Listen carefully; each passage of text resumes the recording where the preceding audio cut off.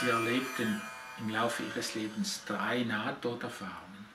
Ja. Was war die Vorgeschichte? Die Vorgeschichte war bei der ersten Nahtoderfahrung, dass ich total erschöpft war. Also es war keine richtige Krankheit, aber heute würde man vielleicht sagen Burnout. Ich war total überfordert und ich hatte mich zu einem Malkurs angemeldet. Da waren 4 Damen angemeldet und ich war an diesem Abend alleine da, weil die anderen erkältet waren.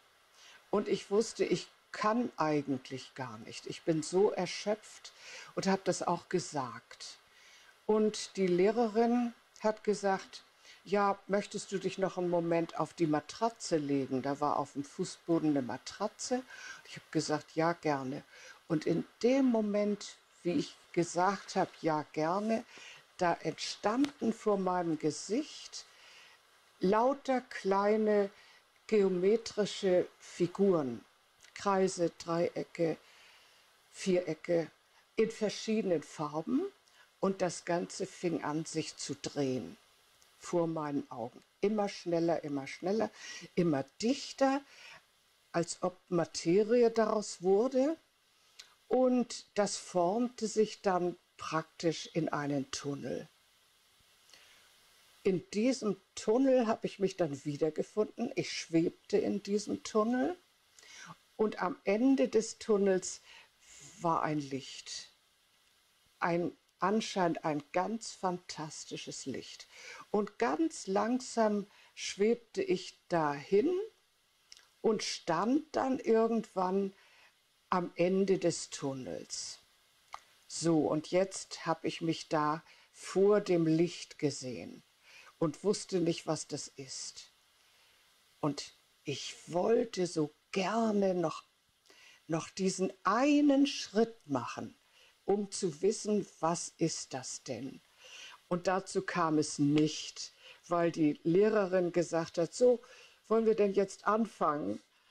Das war eine wahnsinnige Enttäuschung. Ich habe nichts dazu gesagt. Ich habe das Erlebnis nicht erzählt, sondern ich bin aufgestanden und wir haben gemalt. Ja, das blieb also alles in der Schwebe und damit mit diesem Gedanken, es war dermaßen eindrucksvoll, mit diesem Gedanken bin ich jahrelang rumgelaufen, habe jeden Tag daran gedacht. Ungefähr 8 Jahre lang. Habe das niemand erzählen mögen, weil ich dachte, oh, vielleicht werde ich irgendwo eingestuft. Ja, wirklich. Und ja, und nach 8 Jahren ungefähr, da lief ich hier die Straße lang und traf eine Dame vom Christophorus Hospizverein, von dem Team. Und ich war selber Hospizhelferin und wir kannten uns von da. Und durch irgendeinen Impuls habe ich diese Geschichte ganz kurz erzählt und die Frau sagt zu mir, ja, da hattest du eine Nahtoderfahrung. So, und dann mussten wir uns schon verabschieden. Eine S-Bahn nach links, eine nach rechts. Und dann stand ich wieder da. Nahtoderfahrung, was ist das denn? Das hat noch mal ungefähr 3 Jahre gedauert, bis ich irgendwas darüber erfahren habe. Und zwar war dann im Briefkasten eine Ankündigung, so Informationen von der Evangelischen Stadtakademie und es war Nahtoderfahrungen dabei. Natürlich bin ich dahin gegangen und habe dann gelernt, was das ist und habe gemerkt, ich hatte tatsächlich diese Nahtoderfahrung. Wie kam es zu der zweiten Nahtoderfahrung? Die zweite Nahtoderfahrung, da war ich gesund. Ich war in einem Freundinnenkreis. Wir saßen so im Kreis und plötzlich erlebte ich, wie ich an der Decke hing und auf dem Fußboden lag, mitten in diesem Freundinnenkreis, auf dem Rücken und ich brannte. Ich brannte von Kopf bis Fuß. Und es war aber kein bisschen gefährlich. Es war ganz wundervoll. Mir wurde ganz warm, sehr, sehr angenehm. Und die Flämmchen, die waren ungefähr so 20 Zentimeter hoch, auch wieder in allen Farben. Die züngelten bei mir rauf und runter. Und mein Verstand hat zwischendurch gedacht, wenn ich mal sterbe, dann lass ich mich verbrennen. Es gibt nichts Schöneres. Sie haben diese Flammen von außerhalb des Körpers gesehen. Ja, ja, ich hing oben an der Ja. Decke und habe meinen Körper unten liegen sehen, brennenderweise. Und als ich wieder normal wurde, in Anführungsstrichen, da habe ich gedacht, ich bin von Kopf bis Fuß auf Liebe eingestellt, weil wieder dieses Liebegefühl dabei war, so stark, als ob es nichts anderes gibt als Licht und Liebe. So war das, ja. Ja, das habe ich auch damals niemandem erzählt, aus irgendwelchen Hemmungen heraus. Und wie kam die dritte Nahtoderfahrung zustande? Das dritte Erlebnis, das war vor 3 Jahren. Da war ich im Krankenhaus mit der zweiten Krebsoperation, eine große Operation, und ich war tagelang auf der Kippe. Ich hatte grauenhafte Schmerzen und war in einem wirklich kippeligen Zustand. Und zwar, vor allem, weil die Infusion mit dem Schmerzmittel rausgerutscht war. Das hat leider keiner gemerkt. Und so war ich ohne Schmerzmittel. Es war wirklich ganz schlimm. Und plötzlich, mitten in der Nacht, waren die Schmerzen weg. Von jetzt auf gleich überhaupt kein Schmerz. Und dann habe ich gesehen oder gespürt, wie ich nach hinten weggezogen wurde. Unglaubliches Gefühl, wie auf einer Landstraße im Rückwärtsgang sozusagen. Und es ging immer weiter nach hinten, immer weiter, bis ich im Licht gelandet bin. Ich könnte sagen, im Nichts oder im Licht. Absolutes Licht. Und dieses Licht, das war wieder so faszinierend, so unbeschreiblich. Und es hatte keinen Anfang und kein Ende. Alles, was es gab, war Licht. Mich gab es auch nicht mehr, denn ich war auch nur Licht. Und ja, es war kein rundherum, keine Begrenzung, möchte ich mal sagen. Das ging ins Unendliche. Und außerdem gab es auch keine Zeit. Es gab praktisch nur jetzt. Nur jetzt. Und in diesem Jetzt war alles enthalten, was es an Zeit gibt. Da war alles, was es jemals gegeben hat, war da drin. Und alles, was jetzt ist und sogar alles, was jemals sein wird, das war alles in dem Moment vorhanden. Ich kann es mir heute nicht mehr vorstellen, aber damals war das ganz bewusst und ganz sicher. Es war die Wahrheit für mich. Eine andere Wahrheit, als ich jetzt so erlebe, so zwischen uns, sondern ich habe es dann für mich mal gedacht, es war die absolute Wahrheit. Aber alle Worte treffen es nicht, das muss man sagen.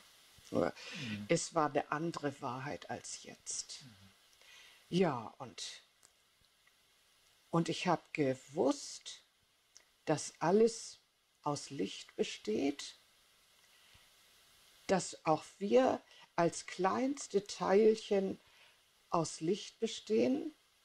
Da gibt, wenn wir uns zerlegen oder wenn ich im Tod zerlegt werde in meine Einzelteile, dann gibt es irgendwo die Moleküle, die Atome immer kleiner bis hin zu den, zu den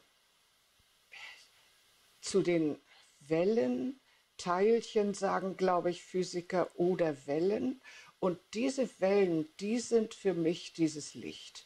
Und das ist so der Ursprung. Das habe ich da gewusst. Das ist der Ursprung von allem. Diese Lichtwellen. Und davor, was gibt es davor? Auch das habe ich erlebt. Und zwar davor gibt es das Bewusstsein. Also da kam zusammen das Bewusstsein, das Licht, die Liebe, die absolute Liebe. Da habe ich auch begriffen, was in der Bibel steht, der Satz, Gott ist die Liebe. Und da wusste ich plötzlich, das ist Gott. Gott ist die Liebe. Ja. Wie kamen Sie wieder zurück aus dieser Nacht? Das weiß ich nicht genau. Es muss wohl so gewesen sein, dass ich aus diesem Zustand, der war dann zu Ende, dass ich aus diesem Zustand in Schlaf gekommen bin. Es war mitten in der Nacht. Und am nächsten Morgen war das Ganze total vor mir. Und im Krankenhaus habe ich das übrigens einem Arzt erzählt, wieder aufgrund eines Stichwortes oder sowas. Jedenfalls habe ich ihm erzählt, was ich da erlebt habe, ganz kurz. Und da hat er gesagt, danke, Frau Brunner, dass Sie mir das erzählt haben. Wissen Sie, ich war auch schon mal in dem Zustand und ich habe gedacht, sterben ist doch gar nicht so schlimm, ne? Ja, da waren wir uns so einig. Und der Mann hatte das auch noch nie jemand erzählt. Wie lange es bei ihm her war, weiß ich nicht. Aber es ist so, glaube ich, ziemlich typisch, dass man das nicht so gerne erzählt. Denn das ist so was Eindrucksvolles, das verändert einen auch so. Also ich bin von morgens bis abends so voller Dankbarkeit und voller Staunen und so. Und voller Liebe und Mitgefühl für alles. Was für Auswirkungen hat denn diese Nahtoderfahrung auf Ihr weiteres Leben? Ja, zum Beispiel finde ich bin viel risikofreudiger geworden. In verschiedenen Richtungen. Einmal, weil ich dieses erlebt hatte und einmal, weil ich meinte, ich habe ja nicht mehr lange zu leben. Also probiere ich jetzt das aus und gehe hierhin und lerne den und den kennen und so. Und daraus sind dann neue Kontakte entstanden. Also etwas indirekt. Eigentlich, weil ich dachte, dauert ja nicht mehr lange, aber jetzt mache ich noch mal irgendwas. Ja, viel risikofreudiger und auch nicht mehr so furchtbar gehemmt wie früher. Jetzt habe ich keine Angst mehr vor dem Tod, weil ich weiß, wohin es geht. Und das ist, finde ich, sehr tröstlich und lässt mich auch irgendwo sehr zuversichtlich in die Zukunft gucken. Was hat es noch für Auswirkungen? Ja, diese Gelassenheit, viel mehr Gelassenheit. Auch jetzt nach der dritten Diagnose habe ich gedacht, ich würde wieder zusammenbrechen oder sowas vor lauter Schreck. Aber es kommt doch nicht. Das ist neu und wunderbar. Was war das für eine Diagnose? Jetzt ist es Knochenkrebs. Es war zuerst Brustkrebs, dann im Bauch und jetzt ist es Knochenkrebs. Ja. Was ich nicht wusste, das sind Metastasen vom Brustkrebs 1999, von der ersten Geschichte. So weiß ich habe das in mir und werde aber gut begleitet und bin zuversichtlich. Ich weiß, dass es unter Umständen nicht mehr so lange dauert, aber mit diesem Gedanken jetzt umgehen, das ist, glaube ich, auch eine Auswirkung von diesen Erlebnissen. Nämlich für mich richtig zuversichtlich auf diesen letzten Schritt zu gehen, die Verabschiedung von allem, das wird mir noch schwer werden. Und auch den anderen Menschen. Erstmal von meinem Sohn, von meinen Geschwistern und von meinen Freundinnen und Freunden. Also das wird schwer, bis hin zu meinen Dingen, die ich hier liebe, meine Instrumente. Und ja, das wird schwer, aber daran möchte ich auch arbeiten, sodass ich da auch mit allen Leuten einverstanden sein kann. Und ich habe auch wirklich gute Freunde, die das mittragen. Frau Brunner, herzlichen Dank für das Gespräch. Ja, Herr Schulnick, bitte.